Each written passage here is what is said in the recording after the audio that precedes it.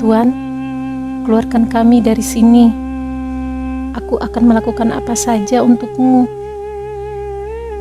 Maryam, gadis kecil berumur 7 tahun itu memohon dengan lirih. Ia berbicara sambil tetap melindungi kepala adiknya. Tubuh dua bocah itu terhimpit di antara reruntuhan beton akibat gempa 7,9 magnitudo dan gempa-gempa susulan lainnya. Bangunan di desa mereka di Suriah hampir rata dengan tanah akibat gempa yang melanda Turki dan Suriah. Kedua bocah itu tampak tabah meski terhimpit selama hampir 17 jam. Tuhan masih menginginkan mereka hidup. Mereka dapat diselamatkan regu penolong yang mendengarkan rintihan gadis kecil itu. Maryam sedikit lebih beruntung. Ia masih memiliki adiknya, Muhammad, bocah 7 tahun yang ditemukan penyelamat dengan luka-luka di sekujur tubuhnya, tidak memiliki siapa-siapa lagi. Ayah, ibu, dan saudara-saudaranya sudah tiada, meninggalkan Muhammad sendiri. Ia tampak tabah dan kuat di antara ratusan pasien di rumah sakit. Meski tubuh ringkihnya penuh luka dan sudah tak memiliki keluarga. Seorang dokter yang menolongnya tak bisa berkata-kata atas guratan nasib bocah itu yang begitu menyayat. Ia juga tak mampu menjelaskan mengapa Muhammad begitu kuat melawan duka. Bahkan, ia masih bisa mengucapkan terima kasih yang mendalam kepada dokter, serta berkata, "Saya merasa aman atas pertolongan dokter."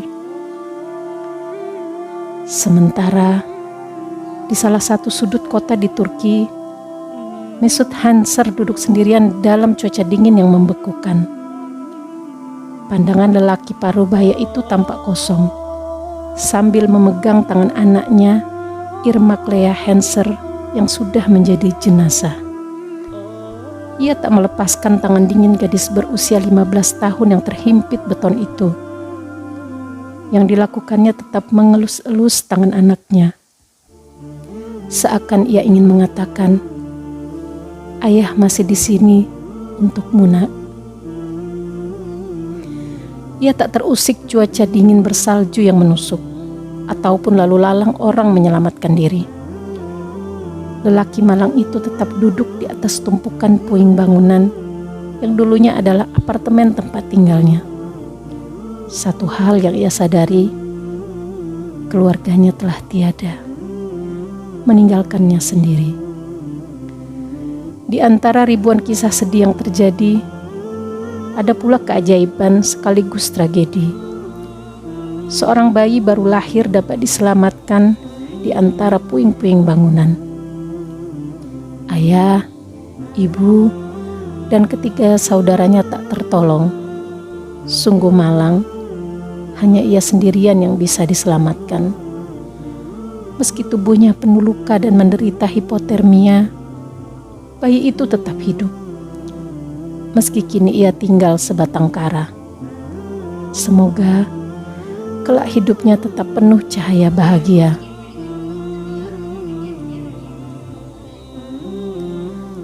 Bumi, kau telah meluluh lantakkan semua yang mereka punya.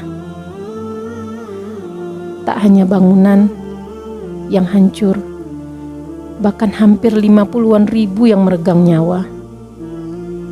Murkamu kali ini adalah bencana alam paling mematikan ke-6 di abad ini. Kau menarik paksa semua yang mereka cinta. Entah apa masalahmu. Tidak hanya di Turki, Suriah.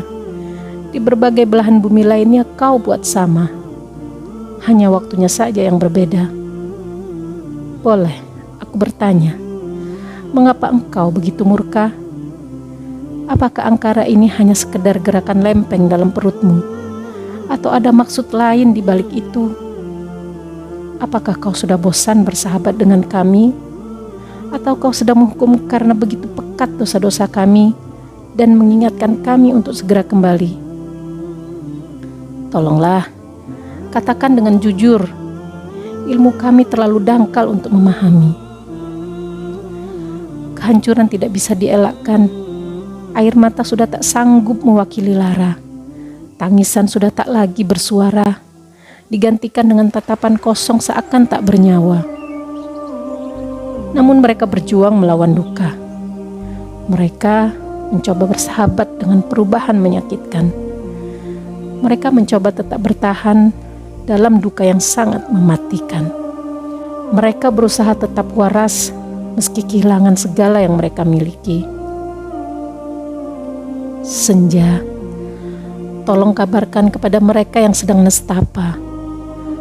Tuhan sesungguhnya menyayangi mereka, hanya kacamata manusia yang luput menangkapnya.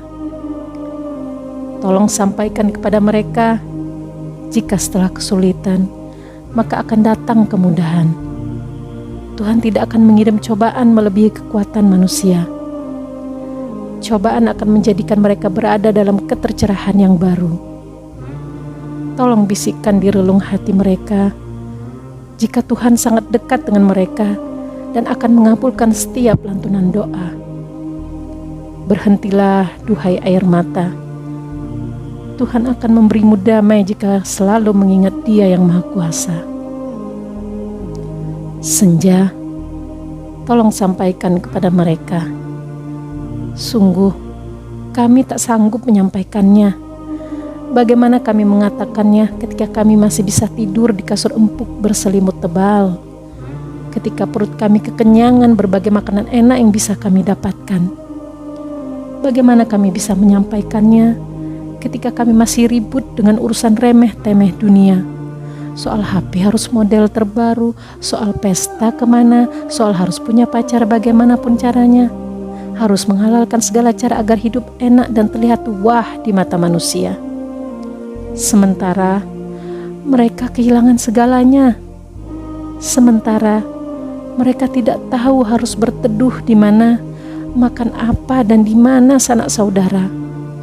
Kami sungguh tak sanggup menyampaikannya. Senja, jadilah lentera ketika mereka melawan duka. Duka yang mengalir deras mengoyak jiwa dan raga. Kabarkan kepada jiwa mereka agar menjadi rumah singgah.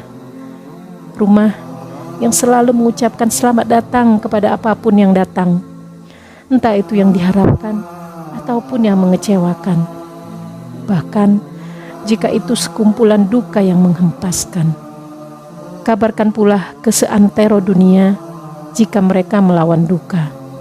Jika mereka yang sudah lulu lantak saja bisa melawan duka, harusnya kita yang sedang baik-baik saja juga bisa. Semoga kita juga bisa saling membahu, saling menguatkan untuk melawan duka.